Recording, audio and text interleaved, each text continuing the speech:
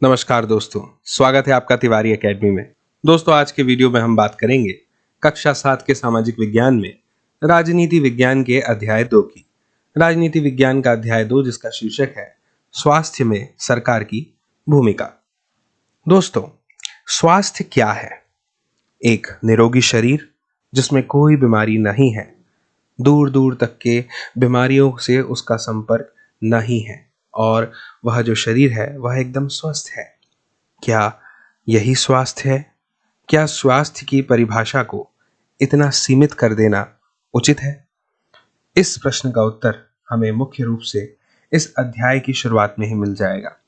तो स्वास्थ्य क्या है, सबसे पहले इस अध्याय में हमें यह जानने को मिलेगा।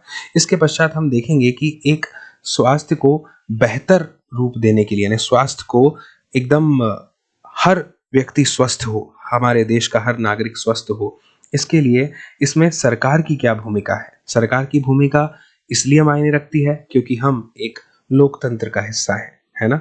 और लोकतंत्र में हमेशा लोगों को अपनी सारी अपेक्षाएं जो है वह किससे रहती है? सरकार से रहती है कि सरकार जो है उनके कल्याण के लिए क्या करेगी? कार्य करेगी, क्योंकि सरकार को चुनने वाले लोग ही तो हैं। ठीक है ना। तो चलिए शुरू करते हैं इस अध्याय को और समझते हैं। लेकिन दोस्तों, इस अध्याय को शुरू करने से पहले मैं आपको बता दूं कि अक्सर आपने देखा होगा, जब भी आप अच्छे से मन लगाकर पढ़ाई करने का प्रयास करते हैं या खेलने कूदने जाते हैं और यदि आपको हल्का सा जुकाम हो जाए, सर्दी हो जाए, तो आप देखते हैं कि आप अच्छे से कोई काम नहीं कर पाते, ना ही खेल पाते हैं, ना ही पढ़ लिख पाते हैं।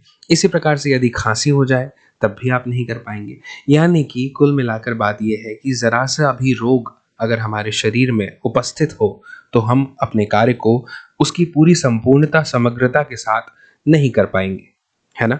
तो दोस्तों, ऐसे में हमें इस बात का बहुत ध्यान रखना चाहिए कि हमारे आसपास ऐसी कोई गतिविधि तो नहीं हो रही जो हमारे शरीर को बीमारी के संपर्क में ले आए। जैसे कि हमारे आसपास के वातावरण में किसी भी प्रकार की गंदगी होना। गर्मी के दिनों में यदि हम कूलर चलाते हैं तो इस बात का ये ध्यान रखना कि बारिश का जो पानी है, सॉरी बारिश बोल दिया मैंने, जो पानी है कूलर में वह कहीं काफ़ी दिन का तो नहीं हो गया है ना, या कहीं हमारे आसपास बहुत दिनों से कोई पानी इकट्ठा तो नहीं है जिससे कि मच्छर आदि फैलते हो, है ना। तो सिर्फ ये जो मैंने अभी आपको बातें बताई, ये इसलिए बताई क्योंकि हमारे कुछ गलत खा लेने से या फिर किसी बीमार रोगी व्यक्ति के संपर्क में आने से ही हमारा शरीर अस्वस्थ नहीं होता, बल्कि हमारे आसपास के वातावरण का, सभी चीज़ों का इस पर बराबर असर पड़ता है। ठीक है ना। और एक वाक्य जो है वो आपको हमेशा याद रखना है कि prevention is better than cure, यानी कि सावधानियां इलाज से बेहतर है। क्योंकि हम अगर सावधान रहेंगे, सावधानी रखेंगे, तो हमें बीमारी होगी ही नहीं, तो फिर हमें इलाज तक पहुंचना ही नहीं पड़ेगा, है ना। और बीमारी अगर हो जाती है तो उसके बाद इलाज के अलावा और कोई विकल्प हमारे पास में नहीं रह जाता। ठीक है ना। तो चलिए इस अध्याय की शुरुआत करेंगे इस पहले पैराग्राफ से जो आपकी स्क्रीन के ऊपर आपको दिखाई दे रहा है। इस पहले पैराग्राफ की शुरुआत की जो लाइन है उसमें हमें यही बताया गया है कि ये एक लोकतंत्र है और लोकतंत्र में हमेशा जो लोग होते हैं उनकी अपेक्षाएं, उनकी उम्मीदें जो हैं वह अपनी सरकार से ही तो होती है कि सरकार उनके कल्याण के लिए कार्य करेगी और शिक्षा, स्वास्थ्य, रोजगार प्रदान करने और गृह निर्माण, सड़कों के विकास, इसके साथ ही बिजली उपलब्ध कराने के माध्यम से हो सकता है कि सरकार जो है अगर ये सब कार्यों में ध्यान दे तो इसका अर्थ है कि वह लोगों के कल्याण के लिए कार्य कर रही है। ठीक है ना। दोस्तों, यह जो पाठ है इसमें हम स्वास्थ्य के बारे में जानेंगे कि स्वास्थ्य क्या है, सही मायनों में स्वास्थ्य का अर्थ क्या होता है, और उसी से संबंधित जितनी भी समस्याएं हैं उनके विषय में हमें इस अध्याय में जानने का मौका मिलेगा। उनकी जांच करेंगे हम। ठीक है ना। और इस अध्याय के जितने भी जो टाइटल्स हैं, जो उपशीर्षक है ना, उनको हम देखेंगे। ठीक है ना। और समझने की कोशिश करेंगे कि ये जितने भी विषय हैं क्या सरकार इनसे जुड़ी हुई है, सरकार के काम इनसे जुड़े हुए हैं। ये जो चित्र दिए हुए हैं ये यूं ही इस पृष्ठ की सुंदरता बढ़ाने के लिए नहीं दिए गए हैं। यह चित्र हमें एहसास दिलाते हैं, जानकारी प्रदान करते हैं, ज्ञान देते हैं इस अध्याय से संबंधित तथ्यों, चीजों का। विषयों का। ठीक है ना, आप इन चित्रों को जरा गौर से देखिएगा।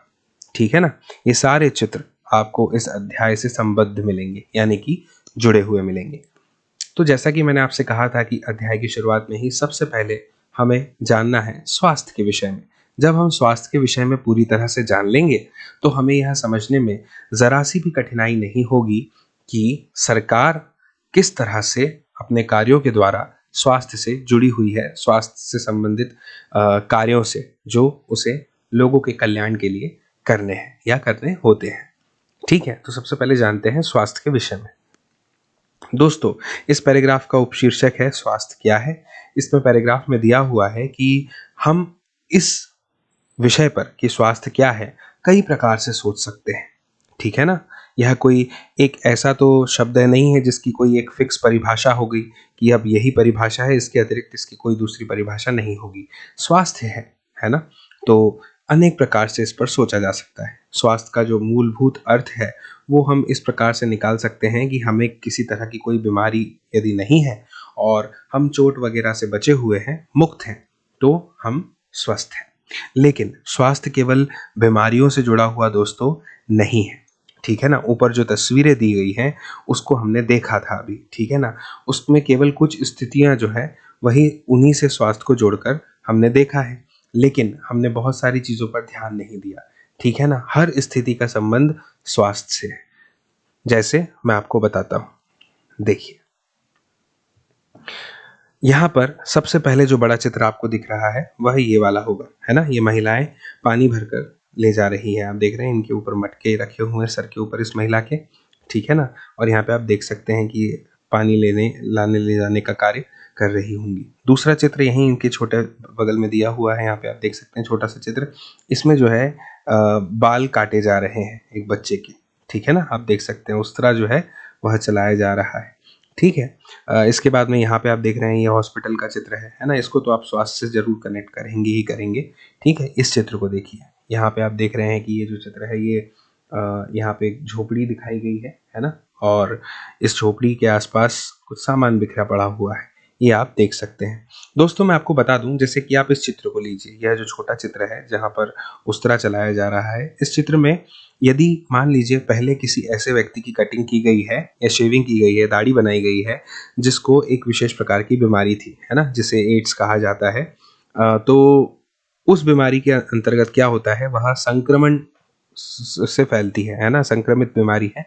यदि वो ब्लेड उस व्यक्ति को लग जाए और उसके बाद उसी ब्लेड से किसी दूसरे व्यक्ति की दाढ़ी या कटिंग बनाई जाए तो उसको वो बीमारी हो सकती है। ठीक है, तो हमें यह याद रखना चाहिए कि जब भी हम कटिंग बनवाने जाएं तो क्या याद रखें कि जो कटिंग बनाने वाले हैं भैया हैं, वह अपनी जो ब्लेड है उसको ध्यान से बदल दे, नई ब्लेड से हमारी कटिंग बनाए, है ना। और इस प्रकार से बहुत सारी तस्वीरों में आप कनेक्ट करके देख सकते हैं। आसपास का वातावरण स्वच्छ होना चाहिए, तो उससे क्या होता है कि हम बीमार नहीं होंगे, है ना, रोग नहीं फैलेंगे। ठीक है ना, हमारी जो रोग प्रतिरोधक क्षमता है वह एकदम मजबूत होगी, है ना, और उसको मजबूत रखने के लिए हम बहुत सारे कार्य करते हैं। चलिए आगे बढ़ते हैं। दोस्तों, बीमारी के अलावा हमारे लिए इन कारणों पर भी विचार करना बहुत ज़रूरी है जो हमारे स्वास्थ्य पर क्या करते हैं, प्रभाव डालते हैं, यानी कि असर डालते हैं। यदि हम उदाहरण की बात करें तो लोगों को पीने के लिए हमेशा से स्वच्छ पानी चाहिए, है ना। अब लोगों को पीने के लिए स्वच्छ पानी और प्रदूषण मुक्त वातावरण यदि मिल गया तो सामान्य रूप से हम कह सकते हैं कि जो लोग हैं वह हमेशा स्वस्थ रहेंगे। ठीक है ना। अब यहाँ पर लिखा हुआ है कि दूसरी ओर यदि लोगों को भरपेट भोजन न मिले अथवा उन्हें घुटन भरी अवस्था में रहना पड़े तो उनके बीमार पड़ने की संभावना अधिक है ना। दोस्तों, यदि हमें भोजन नहीं मिलता है पर्याप्त मात्रा में, तो पर्याप्त मात्रा में भोजन मिलना और संतुलित भोजन मिलना, है ना, ये दो अलग बातें हैं। पर्याप्त मात्रा में भोजन मिलने से तात्पर्य आप केवल पेट भरने से निकाल सकते हैं, लेकिन संतुलित मात्रा में भोजन से तात्पर्य है कि आप कुपोषण की ओर नहीं बढ़ रहे हैं, है ना। इस बात को आपने सुनिश्चित कर लिया है। संतुलित मात्रा में भोजन से क्या तात्पर्य है दोस्तों, आप जानते हैं कि कुछ विशिष्ट प्रकार के तत्व पाए जाते हैं भोजन में, है ना, जिन्हें हम न्यूट्रिशन के अंतर्गत लेते हैं, न्यूट्रिएंट्स के अंतर्गत लेते हैं, पोषक तत्व के नाम से जानते हैं। ठीक है ना, पोषण यानी न्यूट्रिशन। अब ये तत्व कौन से हैं, कार्बोहाइड्रेट्स हो गए, हमारे खाने में कार्बोहाइड्रेट्स होते हैं, आप जानते हैं, प्रोटीन है, विटामिन है, इन सब का अलग अलग कार्य है। तो यदि हमारे भोजन में ये सारी चीजें उपलब्ध है, कार्बोहाइड्रेट, फैट, प्रोटीन, है ना, विटामिन, मिनरल्स, रफेज, तो हम ये मान सकते हैं कि ये सारी चीजें होने से हम हमेशा स्वस्थ रहेंगे और जो भोजन हमने अभी लिया है वह एक संतुलित आहार यानी कि संतुलित भोजन है। ठीक है, लेकिन यदि यह नहीं मिले तो फिर हम कुपोषण की ओर बढ़ेंगे, हमारे शरीर में पर्याप्त मात्रा में ऊर्जा नहीं मिल पाएगी, रोग प्रतिरोधक क्षमता जो है वह कमजोर होती चली जाएगी और बीमारियां कमजोर शरीर को सबसे पहले पकड़ती है, अपना घर बनाती है। ठीक है ना। और दोस्तों यहाँ पर यह भी लिखा है कि घुटन भरी अवस्था में यदि रहना पड़ जाए हमें, यानी एक ऐसी अवस्था जहाँ पे क्या हो रही हो, घुटन हो रही हो, किसी तरह की फैक्ट्री से निकलने वाला धुआं, गाड़ियों से निकलने वाला धुआं, है ना, इसके अलावा बाजू में अगर एक बड़ा सा नाला हो जिसमें साफ सफाई ना होती हो, है ना, बाजू में कूड़ा हो, तो ये सब चीजें हमारे माहौल को, वातावरण को घुटन से भर देती हैं। इसमें यदि हमें रहना पड़ जाए तो हमारे बीमार पड़ने की जो संभावनाएं हैं वो अधिकतम हो जाएंगी, है ना। दोस्तों हम हमेशा सभी चाहते हैं कि हम जो भी कार्य करें, जब भी करें, जो भी कार्य करें, वो पूरी ऊर्जा के साथ करें, यानी चुस्ती से करें और ऊंचे मनोबल के साथ करें, यानी हमारा जो कॉन्फिडेंस लेवल है वो बहुत ही हाई हो। तो दोस्तों सुस्त और अकर्मण्य रहना यानी कि आलस्य पूर्ण जीवन बिताना, ठीक है ना, चिंताग्रस्त होना, बीमार होना, रोगी बने रहना और लंबे समय तक डरे डरे से रहना, सहमे सहमे से रहना स्वस्थ जीवन के लक्षण नहीं है। हम सबको हमेशा तनाव मुक्त रहना चाहिए और प्रसन्न रहना चाहिए। हमारे जीवन के ये सभी पहलू स्वास्थ्य के हिस्से हैं। यदि हम चिंता मुक्त हैं, तनाव मुक्त हैं, हमेशा प्रसन्न हैं, है ना, किसी बात की हम ज़्यादा अधिक चिंता नहीं करते और हमारा शरीर भी स्वस्थ है, हमारा भोजन संतुलित है, हम समय पर व्यायाम भी करते हैं, तो हमारा जो जीवन है वो पूर्ण रूप से स्वस्थ जीवन का, एक अच्छे स्वास्थ्य का उदाहरण है और एक अच्छे स्वास्थ्य का हिस्सा भी है। अब हम बात करेंगे दोस्तों इस उपशीर्षक के अंतर्गत जो है भारत में स्वास्थ्य सेवाएं। ठीक है ना, तो चलिए देखते हैं। दोस्तों भारत में स्वास्थ्य सेवाओं के कुछ पहलुओं का परीक्षण करने के लिए हमें कहा गया है। यहाँ पर एक तालिका दी है जिसमें पहला और दूसरा स्तंभ हमें दिखाया गया है। दोनों ही स्थितियों की हमें तुलना करनी है, ऐसी हमसे अपेक्षा रखी जा रही है। सबसे पहले देखिए यहाँ पे क्या लिखा हुआ है। संसार भर में भारत में सर्वाधिक चिकित्सा महाविद्यालय है और यहाँ सबसे अधिक डॉक्टर तैयार किए जाते हैं। लगभग हर वर्ष 30,000 से अधिक नए डॉक्टर योग्यता प्राप्त करते हैं। ठीक है ना। देखिए दोस्तों, हर वर्ष 30,000 से अधिक नए डॉक्टर यहाँ पे क्या करते हैं, योग्यता प्राप्त करते हैं, यानी कि डॉक्टर बन जाते हैं। ठीक है, कितने, 30,000। अब दूसरे कॉलम में देखते हैं क्या लिखा है। यहाँ पे लिखा हुआ है भारत के अधिकांश डॉक्टर शहरी क्षेत्रों में बसते हैं। ग्रामवासियों को डॉक्टर तक पहुंचने के लिए लंबी दूरी तय करनी पड़ती है। ग्रामीण क्षेत्रों में जनसंख्या के मुकाबले डॉक्टरों की संख्या काफी कम है। तो दोस्तों एक पहलू यह भी है जो हमें देखने को मिला कि क्या है, डॉक्टर एक तरफ तो हम देखते हैं कि 30,000 डॉक्टर हर वर्ष जो है वह तैयार हो रहे हैं, बन रहे हैं लोग, लेकिन दूसरी ओर हमें यह देखने को मिल रहा है कि जितनी जनसंख्या ग्रामीण क्षेत्रों में है, यानी गांव में बसती है, उसके मुकाबले उन्हें वहां पर डॉक्टरों की संख्या उपलब्ध नहीं है। ठीक है ना, उन्हें अपनी बीमारी का इलाज करने के लिए शहर आना पड़ता है। ठीक है ना, तो यह हमने पहला कॉलम देखा, इसकी तुलना करी। दूसरा देखते हैं। अच्छा, यदि आपके मन में यह विचार आ रहा हो बच्चों कि डॉक्टर शहर में क्यों है, गांव में क्यों नहीं है, ग्रामीण क्षेत्रों में क्यों नहीं बस रहे हैं, तो इसका मुख्य कारण आपको क्या लगता है, क्या होगा, है ना। सबसे महत्वपूर्ण और मुख्य कारण तो यह है कि ग्रामीण क्षेत्रों में वह एक विलासितापूर्ण जीवन व्यतीत नहीं कर पाएंगे, उनको कठिनाई होगी, फीस अधिक नहीं मिलेगी, ऐसा उनका सोचना है। ठीक है ना। आपको यदि इसके अतिरिक्त कोई उत्तर मिले तो मैं चाहूंगा कि आप कमेंट बॉक्स में कमेंट करके जरूर बताएं। चलिए अगले कॉलम को पढ़ते हैं। अगले में यह लिखा हुआ है, अगली रो में, पिछले वर्षों में स्वास्थ्य सेवाओं की सुविधा में काफी वृद्धि हुई है। सन 1950 में भारत में केवल 2,717 हॉस्पिटल थे, यानी कि अस्पताल थे, लेकिन 1991 में 11,174 अस्पताल हो गए और सन 2017 में ये संख्या बढ़कर 23,583 हो गई, यानी कि 23,583 हॉस्पिटल्स 2070 में काउंट किए गए, 17 में। ठीक है ना। और वहीं 1950 यानी 1950 में भारत में केवल 2,717 अस्पताल थे। ठीक है ना। तो आप देख सकते हैं कितनी संख्याएं बढ़ गई अस्पतालों की। अब दूसरे कॉलम को पढ़ते हैं, यहाँ पर क्या दिया हुआ है। भारत में करीब 5 लाख लोग प्रतिवर्ष तपेदिक यानी कि टीबी से मर जाते हैं। स्वतंत्रता प्राप्ति से अब तक इस संख्या में कोई परिवर्तन नहीं हुआ। हर वर्ष मलेरिया के लगभग 20 लाख मामलों की रिपोर्ट प्राप्त होती है। यह संख्या कम नहीं हो रही है। दोस्तों, एक तरफ तो हम यह देखते हैं कि आज़ादी के बाद से लेकर अब तक के अस्पतालों की संख्या में वृद्धि हुई है। अस्पतालों की संख्याएं काफ़ी तेज़ी से बढ़ी है, ठीक है ना। 2717 थी और 23,583 हो गई थी 2017 में। लेकिन इसके बावजूद बढ़ती जनसंख्या के साथ साथ हमें यह भी देखने को मिलता है कि भारत में 5 लाख लोग हर साल टीबी की बीमारी से मर जाते हैं, ठीक है ना दोस्तों। यानी लोगों में अब भी जागरूकता की कमी है। जागरूकता की कमी मैं क्यों कह रहा हूँ? इसलिए क्योंकि यदि लोग जागरूक हैं तो उन्हें बीमारियां नहीं होंगी, लेकिन वह अपने स्वास्थ्य के प्रति जागरूक नहीं है और किसी न किसी प्रकार से उन्हें बीमारियां हो जाया करती हैं। यहाँ पर यह भी लिखा है कि स्वतंत्रता प्राप्ति से अब तक इस संख्या में कोई भी परिवर्तन नहीं हुआ, यानी कि हर वर्ष जो है इतने लोग कम से कम टीबी से यानी तपेदिक से मरते ही हैं। इसके अलावा यहाँ पर लिखा है कि हर वर्ष मलेरिया के लगभग 20 लाख मामलों की रिपोर्ट प्राप्त होती है। यानी दोस्तों अप्रोक्सीमेटली 20 लाख लोग हर साल मलेरिया से जो है वह ग्रसित हो जाते हैं। यह संख्या कम नहीं हो रही है। दोस्तों, मलेरिया के बारे में अगर आपको थोड़ी बहुत भी जानकारी होगी तो आप जानते हैं कि यह एनाफिलिस नामक मच्छर के काटने से फैलने वाला रोग है। अब मच्छर के काटने से फैलने वाला रोग है।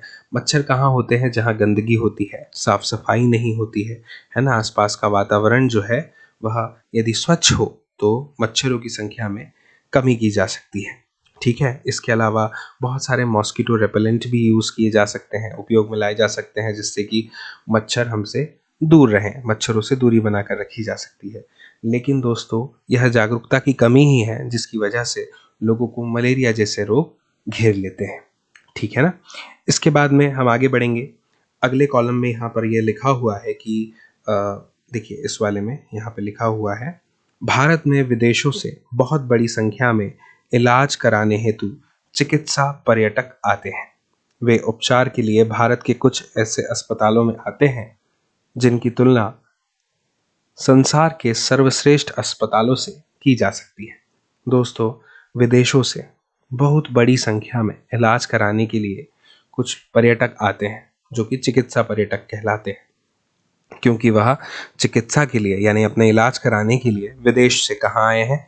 भारत में आए हैं। और यहाँ पर आके वह अपना उपचार कौन से अस्पतालों में करवाते हैं? क्या यहाँ के सरकारी अस्पतालों में करवाते हैं जो गाँव में है, या शहरों के अस्पताल में करवाते हैं? तो यहाँ पर हमें जानकारी दी गई है कि वह कुछ ऐसे अस्पतालों में आते हैं जिनकी तुलना यानी जिनका कंपैरिजन वर्ल्ड के सबसे बेस्ट हॉस्पिटलों में से किया जाता है, ठीक है ना दोस्तों। इसके बाद में हम बात करते हैं इसकी तुलना जिस पैराग्राफ से की गई है उसकी। यहाँ पर लिखा है, हम सबको पीने का स्वच्छ जल उपलब्ध नहीं करा पा रहे हैं। यानी कि सबको हम जो है पीने के लिए स्वच्छ जल उपलब्ध नहीं करवा पाते हैं। संचारणीय बीमारियां पानी के द्वारा एक से दूसरे को लगती हैं। यानी एक बीमारी का संचारण जब जल के द्वारा दूसरे व्यक्ति को होता है तो उसे संचारणीय बीमारियों के अंतर्गत देखा जाता है। तो यह बीमारियां एक से दूसरे को फैलती जा रही हैं। इन बीमारियों में से 21% जल जनित होती हैं, यानी 21% बीमारियां ऐसी हैं जो जल से हुई हैं, जल से फैली हैं। जल कैसा? जो स्वच्छ नहीं है। जैसे कि उदाहरण दिए हुए हैं पेट के कीड़े, हेपेटाइटिस या हैजा आदि बीमारियां, ठीक है ना। मुझे उम्मीद है आप तुलना कर पा रहे हैं, समझ पा रहे हैं एक पैराग्राफ की उसके विपरीत दूसरे पैराग्राफ से। अब हम अंतिम पैराग्राफ को पढ़ते हैं इस पृष्ठ के। यहाँ पर लिखा है, भारत विश्व का दवाइयाँ निर्मित करने वाला तीसरा बड़ा देश है। यानी विश्व में यदि एक सूची बनाई जाए कि कौन कौन से देश सबसे अधिक दवाइयाँ निर्मित करते हैं तो भारत का स्थान तीसरा है, ठीक है ना। तो भारत विश्व का दवाइयाँ निर्मित करने वाला तीसरा बड़ा देश है और यहाँ से भारी मात्रा में दवाइयों का निर्यात होता है। यानी विदेशों तक हमारी जो दवाइयाँ हैं जो हम भारत में तैयार करते हैं वह पहुंचाई जाती है। ठीक है ना। अब तुलना करते हैं इस वाक्य से। यहाँ पर लिखा है, भारत के समस्त बच्चों में से आधों को खाने के लिए पर्याप्त भोजन नहीं मिलता है और वे अल्प पोषण के शिकार रहते हैं। ये यानी कि कुपोषित रहते हैं। मैंने आपसे कहा है कि यदि भोजन संतुलित ना हो, उसमें सभी प्रकार के पोषक तत्व विद्यमान न हो, तो वह कुपोषण का शिकार बना देता है भोजन ग्राहियों को। ठीक है ना। तो सारे पोषक तत्वों के ना मिलने के फलस्वरूप, परिणाम स्वरूप हम देखते हैं कि बहुत सारे, खास करके बच्चे जो लोग हैं, वह अल्प पोषण या कुपोषण का शिकार रहते हैं। चलिए आगे बढ़ते हैं और जानते हैं इस पैराग्राफ को कि इसमें क्या लिखा हुआ है ना।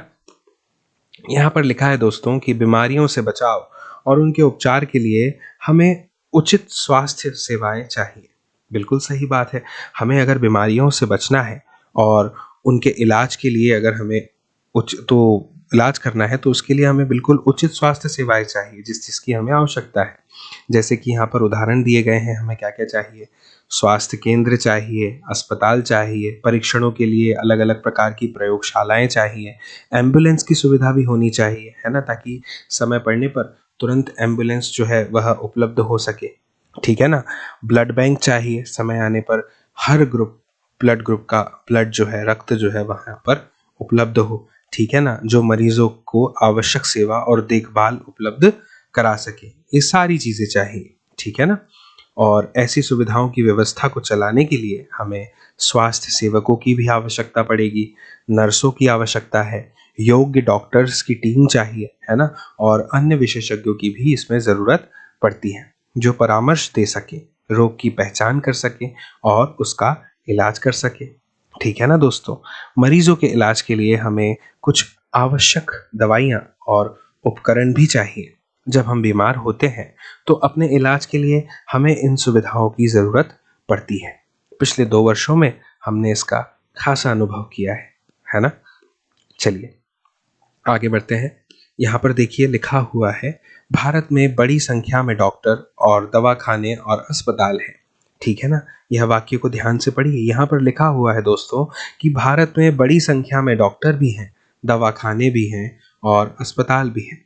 देश में सार्वजनिक स्वास्थ्य सेवाओं को चलाने का पर्याप्त अनुभव और ज्ञान भी उपलब्ध है। यानी वो एक्सपीरियंस्ड डॉक्टर्स भी हैं हमारे पास, जिनकी एक रोगी को आवश्यकता पड़ सकती है अपने रोग से निजात पाने के लिए, और ज्ञान भी उपलब्ध है हमारे पास में। ये ऐसे चिकित्सालय और स्वास्थ्य केंद्र हैं जिन्हें सरकारें चलाती हैं। ठीक है ना। सरकार जिन चिकित्सालयों स्वास्थ्य केंद्र को चलाती है, उन्हें इसी श्रेणी में रखा गया है। सरकार अपनी जनसंख्या के एक बड़े भाग की देखभाल करने में भी समर्थ है, जो सैकड़ों और हजारों गांवों में फैले हुए हैं। इस विषय पर हम बाद में और अधिक विस्तार से दोस्तों चर्चा करने वाले हैं। साथ ही चिकित्सा विज्ञान में बहुत असाधारण प्रगति हुई है, जिसके चलते देश में इलाज की नई तकनीकें और विधियां आज वर्तमान में उपलब्ध हैं। फिर भी दूसरा जो स्तंभ है दोस्तों, उसमें हमें यह देखने को मिला कि हमारे देश में स्वास्थ्य की स्थिति कितनी अधिक खराब है। उपर्युक्त सकारात्मक विकास के बाद भी हम जनता को उचित स्वास्थ्य सेवाएं देने में बिल्कुल असमर्थ हैं। कौन कौन सी बातें हैं जो हमने देखी कि अच्छे डॉक्टर्स भी हैं, जिनके पास अनुभव है, अच्छा खासा ज्ञान भी है, हमारे पास दवाखाने भी हैं, अस्पताल भी हैं, लेकिन इसके बावजूद हम सकारात्मक विकास के बाद भी उचित स्वास्थ्य सेवाएं देने में क्या है, असमर्थ है। और दोस्तों यह जो विरोधाभासजनक स्थिति है, जो हमारी अपेक्षाओं के पूर्णतः विपरीत है। हमारे देश के पास पैसा है, ज्ञान है और अनुभवी व्यक्ति हैं, फिर भी हम सबको आवश्यक स्वास्थ्य सेवाएं देने में असमर्थ हैं। हम इस अध्याय में इसके कुछ कारणों के विषय में भी जानेंगे, हमें जानने का मौका मिलेगा। दोस्तों सरकारी अस्पतालों के मरीजों को अक्सर ऐसी लंबी लाइनों में खड़े होकर इंतजार करना पड़ता है अक्सर, है ना। आप देख सकते हैं चित्र जो दिखाई दे रहा है, यहाँ पे आपको दाईं ओर लाइनें लगी हुई हैं और अपने इलाज के लिए इंतजार करना पड़ रहा है। अब हम दोस्तों इस बॉक्स को पढ़ेंगे। यहाँ पर है हाकिम शेख की कहानी, जैसी लिखी हुई है शब्दशः ऐसी ही मैं आपको सुनाऊंगा। ठीक है, तो ध्यान से सुनिएगा। हाकिम शेख पश्चिम बंग खेत मजदूर समिति PBKMS के एक सदस्य थे, जो पश्चिमी बंगाल में खेतीहर मजदूरों का एक संगठन है। दोस्तों, 1992 में एक शाम वे चलती ट्रेन से गिर गए और उन्हें सिर में गंभीर चोटें आईं। उनकी हालत बहुत नाजुक थी और उन्हें तुरंत इलाज की आवश्यकता थी। उन्हें कोलकाता के एक सरकारी अस्पताल में ले जाया गया, लेकिन उन्हें भर्ती करने से मना कर दिया गया क्योंकि वहां कोई बिस्तर खाली नहीं था। दूसरे अस्पताल में आवश्यक सुविधाएं या उनके इलाज के लिए जरूरी विशेषज्ञ नहीं थे। इस प्रकार अत्यंत गंभीर हालत में उन्हें 14 घंटे के अंदर 8 सरकारी अस्पतालों में ले जाया गया, किंतु किसी ने भी उन्हें भर्ती नहीं किया। अंत में उन्हें एक निजी अस्पताल में भर्ती कराया गया, जहां उनका इलाज किया गया। उन्होंने अपने इलाज पर बहुत पैसा खर्च किया। जिन अस्पतालों ने उन्हें भर्ती करने से इनकार कर दिया था, उनके उपेक्षापूर्ण रवैये से नाराज और क्षुब्ध होकर हाकिम शेख एवं PBKMS ने कोर्ट में मुकदमा दायर कर दिया। दोस्तों, इस कहानी को पढ़कर आपको समझ में आया होगा, है ना, कि किस प्रकार से जो है हमें इस कहानी में यह भी बताया गया कि जगह उपलब्ध नहीं थी उन सरकारी अस्पतालों में, ठीक है ना। लेकिन क्या ऐसा होना चाहिए, है ना? ऐसा नहीं होना चाहिए, ठीक है ना, क्योंकि स्वास्थ्य का हर व्यक्ति अधिकार रखता है कि उसका इलाज किया जाए उस देश में जहां का वह नागरिक है, ठीक है ना। और सरकार की यह क्या है, जिम्मेदारी है। और ऐसे में यदि वह अपना इलाज नहीं कर पा रहा है, निजी अस्पताल में भी नहीं जा पाता जहां के लिए उसके पास में उपलब्ध नहीं है धनराशि उतनी मात्रा में जितनी की आवश्यकता है, तो फिर यह कितनी दुखद स्थिति है, दुख की बात है, ठीक है ना। तो ये कहानी से आपको समझ में आया होगा। फिर उनके खिलाफ कोर्ट में जो है मुकदमा भी दायर किया गया उन अस्पतालों के खिलाफ। खैर, बहरहाल हम आगे बढ़ते हैं और अब जानते हैं एक इलाज का खर्च। यहाँ पर एक कहानी है, तो हम इसे जरूर पढ़ेंगे और जानेंगे क्या है। अरे अमन, बड़े दिनों बाद मिले, कैसे हो? मुझे वायरल बुखार हो गया था और अस्पताल जाना पड़ा। अच्छा, मुझे भी वायरल हुआ था। मैं इसी सोमवार से स्कूल आ रहा हूँ। मेरे डैडी किंग्सवे के नए अस्पताल में डॉक्टर को दिखाने ले गए। वहाँ बहुत ही अच्छा लगा। अस्पताल की बिल्डिंग ऐसी चकाचक दिखती थी कि मुझे लगा कोई 5 सितारा होटल हो, यानी कि 5 स्टार होटल हो। डैडी कह रहे थे यह एक प्राइवेट हॉस्पिटल है और बढ़िया से बढ़िया सुविधाएं यहाँ पर मिलती है। रिसेप्शन काउंटर पर ही डैडी को 500 रुपए देने पड़े। डॉक्टर को दिखाने से पहले ही पता है वहाँ बड़ा अच्छा संगीत बज रहा था और सब कुछ कितना साफ सुथरा और जगमग था। डॉक्टर ने मुझे बहुत से परीक्षण करवाने को कहा, पर वहां तो सब लोग दोस्तों की तरह बात कर रहे थे। एक महिला ने जांच के लिए मेरा खून लिया। उसने बातों बातों में खूब मजाक किया और मुझे दर्द का पता ही नहीं चला। जब सारे परीक्षणों के नतीजे आ गए तो हम वापस डॉक्टर के पास गए। उन्होंने नतीजों को देखा और कहा कि सब कुछ ठीक ठाक है, मुझे सिर्फ वायरल हुआ है। उन्होंने कुछ दवाइयां लिख दी और आराम करने को कहा।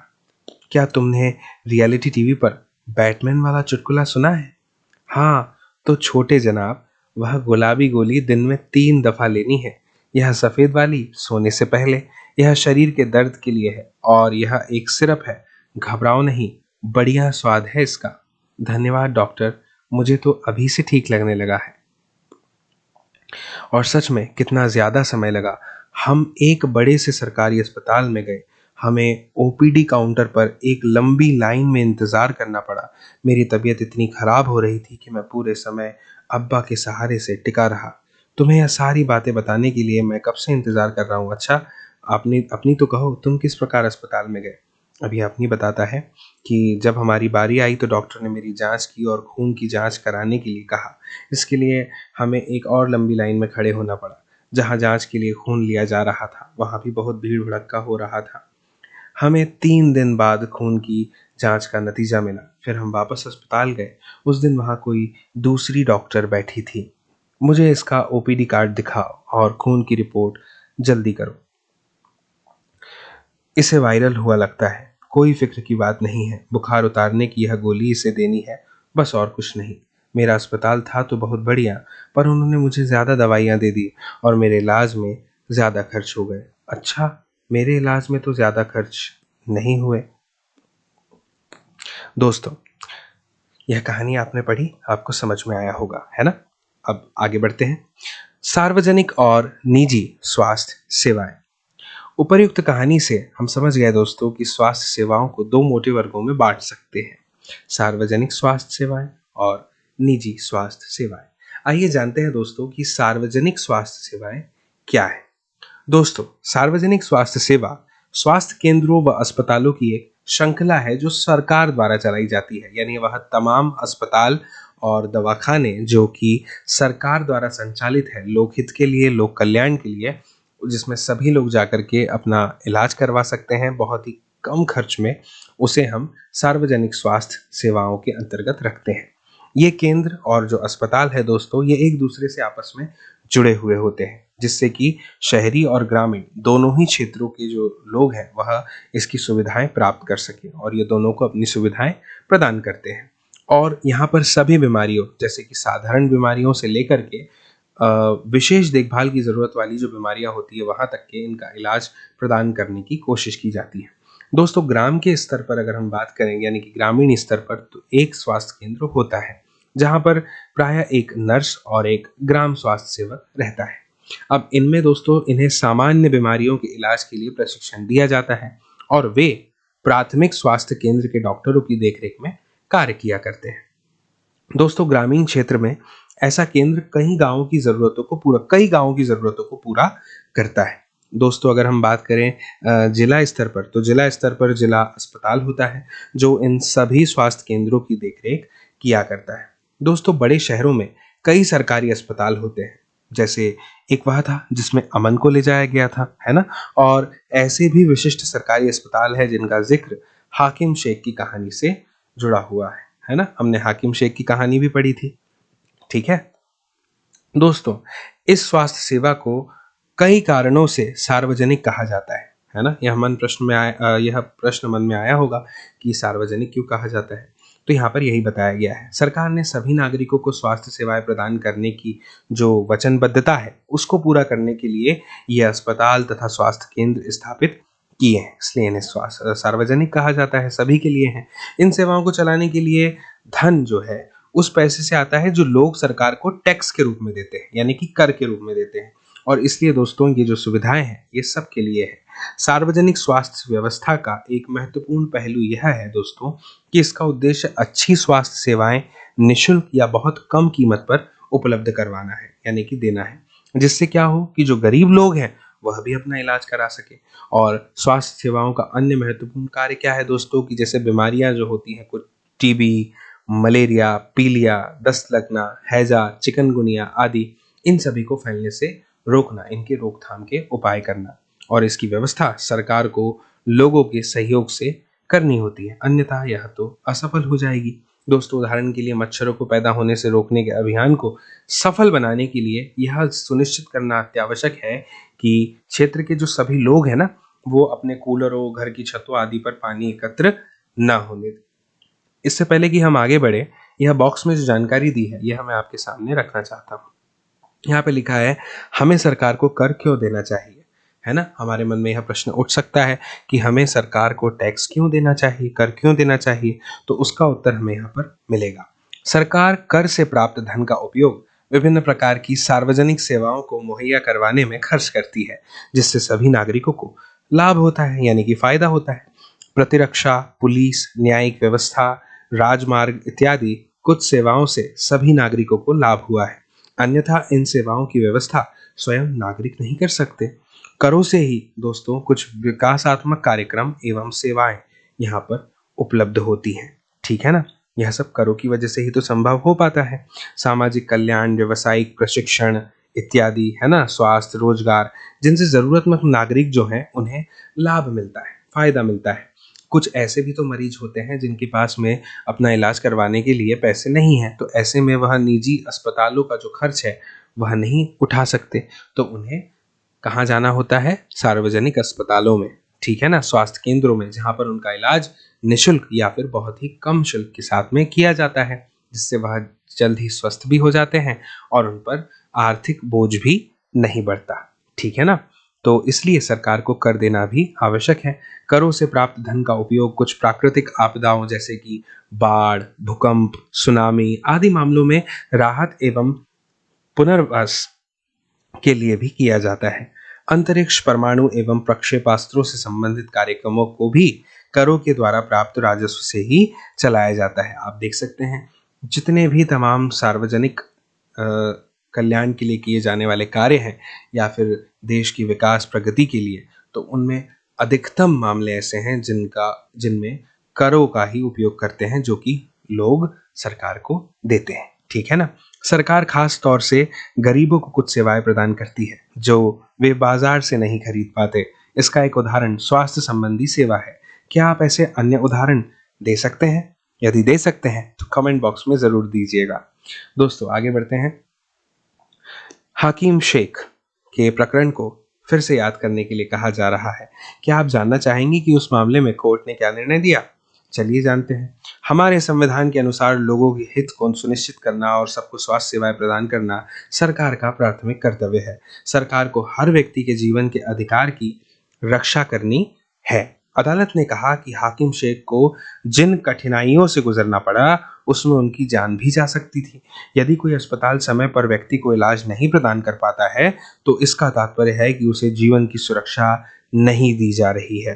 अदालत ने यह भी कहा कि यह सरकार का कर्तव्य है कि वह मरीजों को आवश्यक स्वास्थ्य सेवाएं दे जिसमें आकस्मिक इलाज की सुविधा भी सम्मिलित हो। अस्पताल और उनके स्वास्थ्य संबंधी कर्मचारियों को आवश्यक इलाज प्रदान करने की जिम्मेदारी पूरी करनी चाहिए।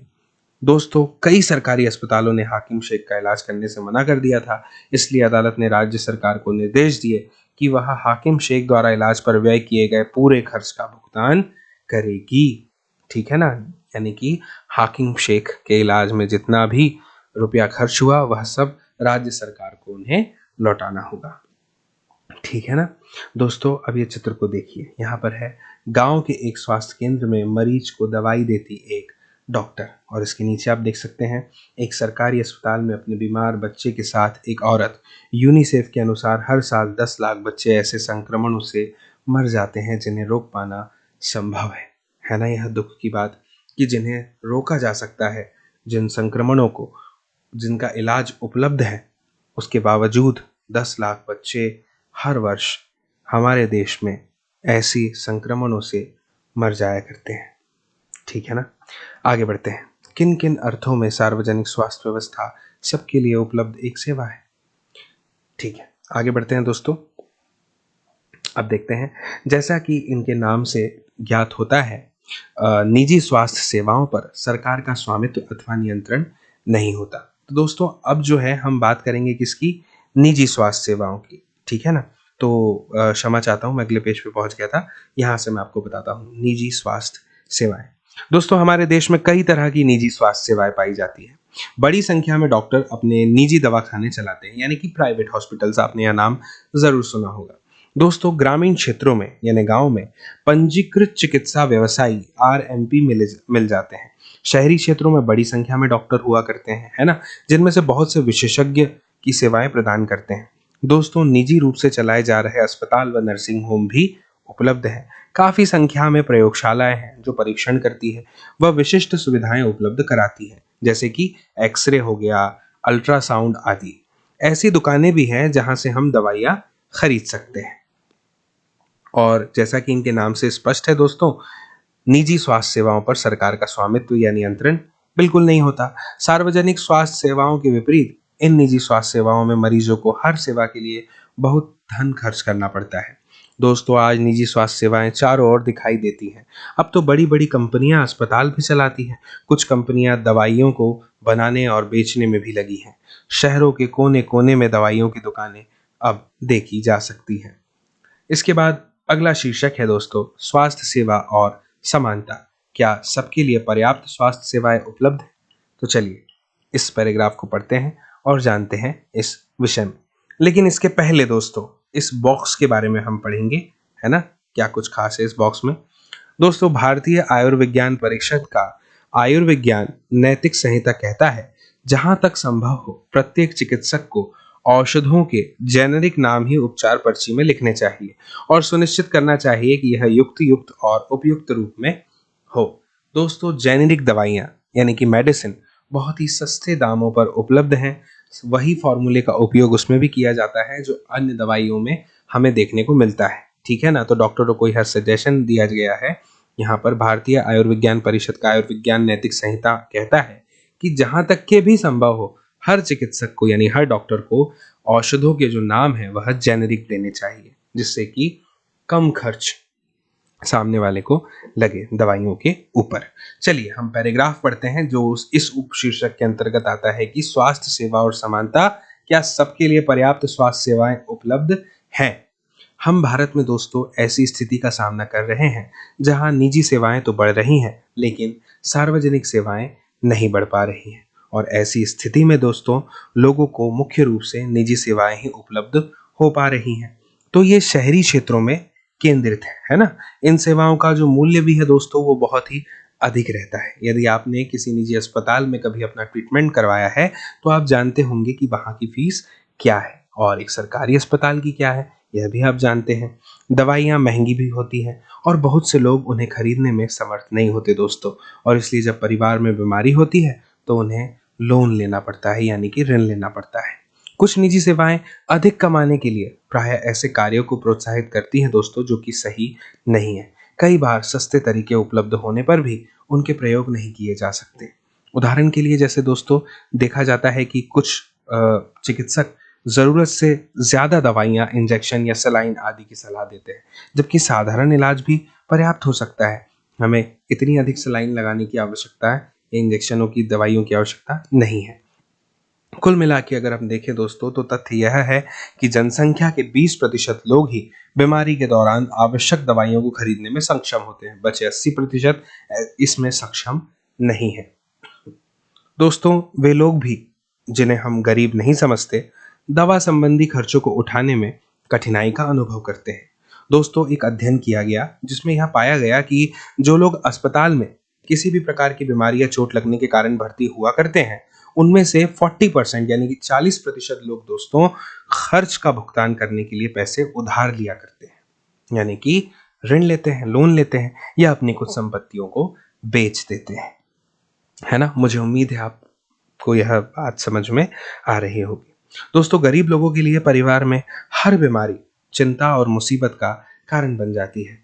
इससे भी बड़ी बात तो दोस्तों यह है कि ऐसी स्थिति बार बार आया करती है। गरीब लोग पहले ही पोषण की कमी का शिकार होते हैं। ये परिवार उतना भोजन नहीं खाते जितना इन्हें खाना चाहिए। उन्हें जीवन की आधारभूत आवश्यकताएं जैसे पीने का पानी, घर के लिए पर्याप्त जगह, साफ वातावरण तक उपलब्ध नहीं हो पाता है, और इसलिए उनके बीमार पड़ने की संभावना अधिक रहती है। बीमारी पर होने वाले खर्च से उनकी हालत और खराब हो चली जाती है।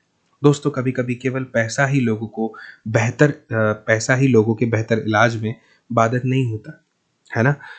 यानी ऐसा नहीं है दोस्तों कि पैसा नहीं है तो इलाज नहीं हो रहा। कई बार पैसा भी रहता है लेकिन तब भी बाधाएं आती है, जैसे कि महिलाओं को तुरंत इलाज के लिए डॉक्टर के पास नहीं ले जाया जाता है। कई आदिवासी क्षेत्रों में दोस्तों आज भी स्वास्थ्य केंद्र कम है और वे भी अच्छी तरह से नहीं चलाए जा रहे हैं। तो यहाँ निजी स्वास्थ्य सेवाएं भी उपलब्ध और नहीं है। इस गर्भवती औरत को एक योग्य डॉक्टर को दिखाने के लिए कई किलोमीटर पैदल चलना पड़ रहा है। इस चित्र में आप देख सकते हैं जो दाईं और ऊपर की ओर आपको दिखाई दे रहा है। चलिए अब इस पैराग्राफ को पढ़ते हैं जिसमें लिखा है क्या किया जा सकता है।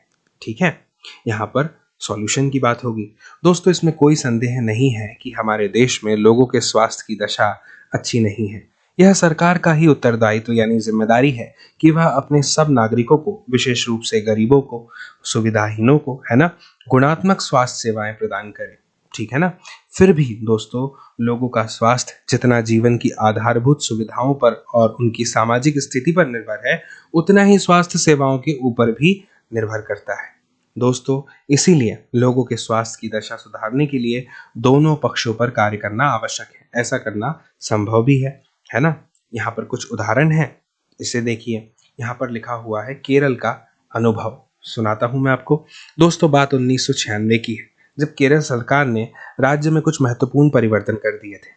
क्या थे दोस्तों? राज्य का जो पूरा बजट था ना, जो भी पूरा बजट था उसका 40% पंचायतों को दे दिया गया। अब इससे क्या हुआ, इससे पंचायतें अपनी आवश्यकताओं को एक योजना तैयार करके यानी पूरी योजनाबद्ध तरीके से उनकी पूर्ति कर सकती थी। ठीक है, इतनी बात आपके समझ में आई। अब आगे समझिए, इससे गांव के लिए पीने का पानी, आहार, औरतों के विकास और शिक्षा आदि के लिए उचित व्यवस्था सुनिश्चित करना संभव हो गया। इसके फलस्वरूप क्या हुआ दोस्तों कि जल वितरण व्यवस्था की जांच संभव हो सकी। व्यवस्था की जांच की गई, स्कूलों और आंगनवाड़ियों के काम को सुनिश्चित किया गया और गांव की विशेष समस्याओं पर ध्यान दिया गया। स्वास्थ्य केंद्रों में भी सुधार किया गया। इन सब कार्यों से स्थिति में सुधार आया। इतने प्रयत्नों के बाद भी कुछ समस्याएं तो दोस्तों यहाँ पर बनी ही रही। अब वो समस्याएं क्या थी, उनका जिक्र यहाँ पर किया गया है, आप सुनिएगा। जैसे कि दवाइयों की कमी आना, अस्पतालों में अपर्याप्त बिस्तर होना, पर्याप्त डॉक्टरों का न होना यानी उनकी उपलब्धता में कमी, और अस्पतालों में अपर्याप्त बिस्तर, पर्याप्त डॉक्टरों का न होना, ये सब। तो दोस्तों इन समस्याओं को दूर करने की आवश्यकता है ना। और अधिक जानकारी के लिए जो वेबसाइट दी गई है isgkerala.gov.in, इस पर संपर्क किया जा सकता है ना, lsgkerala.gov.in/en। दोस्तों आइए अब एक अन्य देश का उदाहरण देखते हैं और स्वास्थ्य संबंधी मुद्दों पर उनकी कार्य पद्धति को जानते हैं। अब यह जो है कोस्टारिका की बात है। कोस्टारिका को मध्य अमेरिका का सबसे स्वस्थ देश माना जाता है, यानी कि सेंटर अमेरिका का। दोस्तों इसका मुख्य कारण क्या है, आप जरूर सोच रहे होंगे कि क्यों आखिर इसे सबसे स्वस्थ देश माना जा रहा है। तो इसका जो मेन कारण है दोस्तों वो ये है, उसके संविधान में है निहित। कई वर्षों पहले कोस्टारिका ने एक बहुत महत्वपूर्ण निर्णय लिया था दोस्तों, और वह निर्णय क्या था, डिसीजन, वो देश में सोना नहीं रखेंगे, सेना नहीं रखेंगे, यानी आर्मी। इससे उन्हें सेना पर व्यय किए जाने वाले धन को लोगों की शिक्षा, स्वास्थ्य और अन्य आधारभूत जरूरतों पर खर्च करने में मदद मिली। कोस्टारिका की सरकार मानती है कि देश के विकास के लिए देश का स्वस्थ होना जरूरी है और इसलिए अपने देशवासियों के स्वास्थ्य पर बहुत ध्यान देती है। दोस्तों कोस्टारिका की सरकार अपने सभी निवासियों को स्वास्थ्य के लिए मूलभूत सेवाएं व सुविधाएं देती है, जैसे पीने का सुरक्षित पानी, सफाई, पोषण और आवास। स्वास्थ्य की शिक्षा को बहुत महत्वपूर्ण माना जाता है और सभी स्तरों पर यानी लेवल पर स्वास्थ्य संबंधी ज्ञान शिक्षा का एक जरूरी और महत्वपूर्ण भाग है, जो कि अनिवार्य भी है ना। दोस्तों अब हम बात करेंगे कुछ शब्दों की, ताकि इनका अर्थ हम जान सकें, तो इस अध्याय को समझने में हमें और ज़्यादा आसानी हो जाएगी। हालांकि हम इस अध्याय को समझ चुके हैं, लेकिन यहाँ शब्दों का अर्थ जानना हमारे लिए बेहद ज़रूरी है। जैसे कि सबसे पहला शब्द जो हमारे नज़र में आ रहा है वह है सार्वजनिक।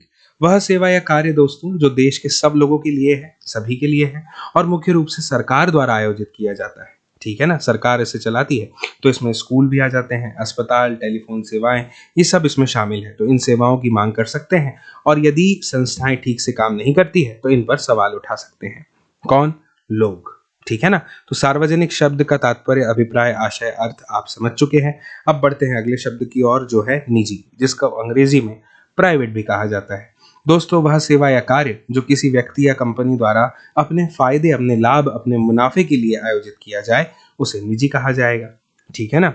इसके पश्चात अगला शब्द है चिकित्सा पर्यटक, है ना। यह शब्द आया था, विदेशों से कुछ चिकित्सा पर्यटक आते हैं हमारे देश में उन अस्पतालों में जिनकी तुलना विदेशों के बड़े बड़े अस्पतालों के साथ की जाती है। तो दोस्तों ये वो विदेशी पर्यटक है जो इस देश में उन अस्पतालों में अपना इलाज कराने के लिए विशेष रूप से यहाँ आते हैं, जहां उन्हें अपने देश की तुलना में बहुत कम मूल्य पर विश्व स्तरीय सुविधाएं प्राप्त हो जाती है। यानी कि कम मूल्यों पर प्राप्त करने के लिए सुविधाओं को, दवाइयों को, इलाज को, वह हमारे देश में आते हैं। इसके पश्चात है दोस्तों संचारणीय बीमारियां। ये कौन सी बीमारियां होती हैं दोस्तों? तो मैं आपको बता दूं, ये वह बीमारियां हैं जो एक व्यक्ति से दूसरे व्यक्ति को कई माध्यमों से संचारित हो जाती हैं, जैसे कि पानी से, भोजन से, कई बार हवा से भी। ठीक है ना। तो आप संचारणीय बीमारियों से भी तात्पर्य समझ चुके होंगे। बात करते हैं ओपीडी की। तो यह आउट पेशेंट डिपार्टमेंट कहलाता है, या फिर बाह्य रोगी विभाग, इसी का यह संक्षिप्त रूप है। अस्पताल में किसी विशेष वार्ड में भर्ती होने से पहले रोगी ओपीडी में जाते हैं। मुझे उम्मीद है कि आपको इसका अर्थ समझ में आया होगा, है ना। बाह्य रोगी विभाग या फिर आउट पेशेंट डिपार्टमेंट, जिसको शॉर्ट फॉर्म में ओपीडी कहा जाता है।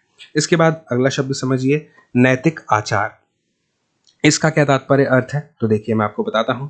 किसी व्यक्ति के व्यवहार को प्रभावित करने वाले नैतिक सिद्धांत। ठीक है ना, आप बहुत अच्छे से जानते हैं कि नैतिक मूल्य क्या है, नैतिक सिद्धांत क्या है ना, यह आपको पता ही होगा। ठीक है ना, आगे बढ़ते हैं। आता है जेनेरिक नाम, इसके संबंध में थोड़ा सा जान लेते हैं। दोस्तों, दवाइयों के रासायनिक नाम है ना, वो कहलाते हैं जेनेरिक नेम। वे दवाइयों में प्रयुक्त सामग्रियों की पहचान करने में हमारी मदद करते हैं। वे विश्व स्तर पर मान्यता प्राप्त हैं। उदाहरण के लिए एसिटाइल सॉलिसैलिक एसिड एस्पिरिन का जेनेरिक नाम है। एस्पिरिन, जो कि जिसे आप डिस्प्रिन के नाम से शायद जानते होंगे, है ना, यह दवा मुख्य रूप से सही और सतत रक्त का जो प्रवाह है वो शरीर में बनाने के लिए उपयोग में लाई जाती है। सरदर्द आदि में इसका उपयोग किया जाता है ना। पानी में बहुत जल्दी घुल जाती है, डिस्प्रिन या एस्पिरिन की टैबलेट, है ना। मुझे उम्मीद है आप समझ गए होंगे। तो दोस्तों, यह था आपकी कक्षा का, आपके विषय का अध्याय 2। मुझे उम्मीद है आपको ये पूर्णतः समझ में आया होगा, यह वीडियो भी आपको पसंद आया होगा। और यदि ये वीडियो आपको पसंद आया है तो मैं उम्मीद करता हूं कि इस वीडियो की लिंक को आप शेयर करेंगे अपने दोस्तों, साथियों, सहपाठियों, मित्रों, परिजनों के साथ, ताकि वो लोग भी प्राप्त कर पाएं इस जानकारी को, देख पाएं इस वीडियो को। और दोस्तों, जल्द ही मिलते हैं अगले अध्याय के साथ अगले वीडियो में। तब तक के लिए नमस्कार।